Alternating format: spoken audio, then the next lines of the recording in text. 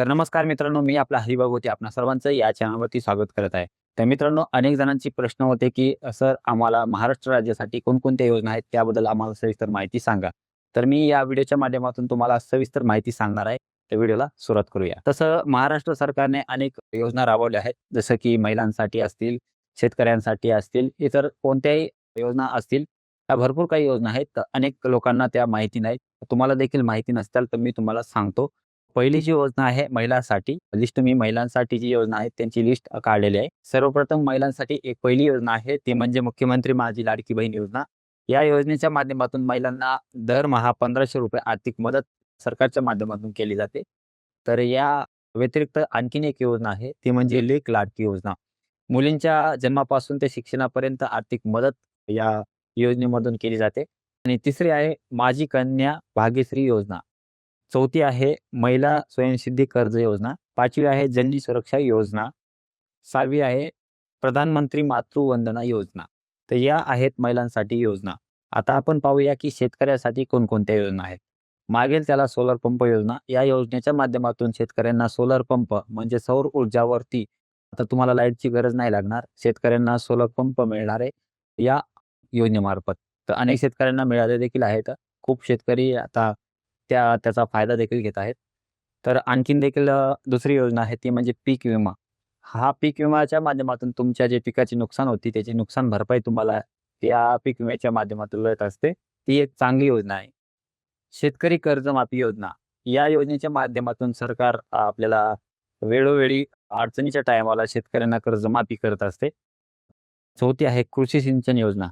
या माध्यमातून शेतकऱ्यांना सिंचनासाठी जी काही मदत लागते, डी-बी-टीच्या माध्यमातून ही योजना पुरवत असते.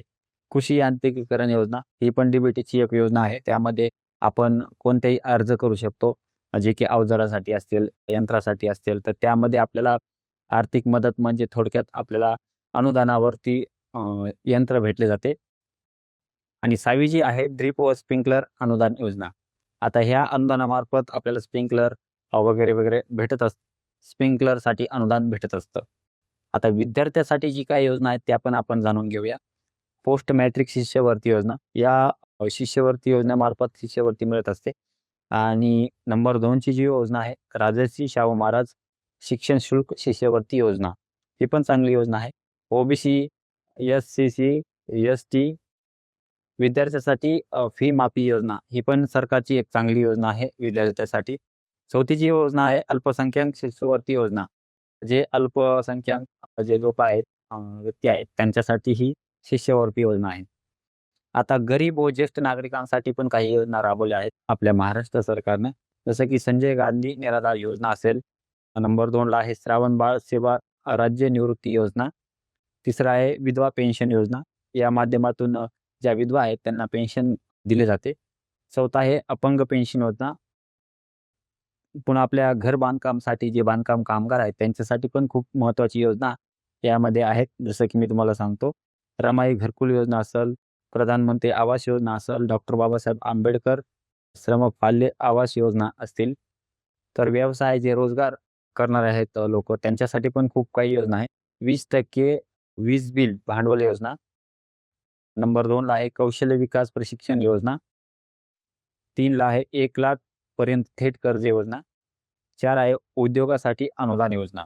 तर अशा 100 पेक्षाही जास्त योजना आपल्या महाराष्ट्र सरकारनं राबवल्या आहेत. तर आणखीन देखील तुम्हाला योजनेची माहिती पाहिजे असेल आणि नवनवीन तुम्हाला आणखीन माहिती अपडेट पाहिजे असेल तर चॅनलला सबस्क्राईब करा. मी तुम्हाला आणखीन चांगल्या पद्धतीची माहिती घेऊन येईन. धन्यवाद.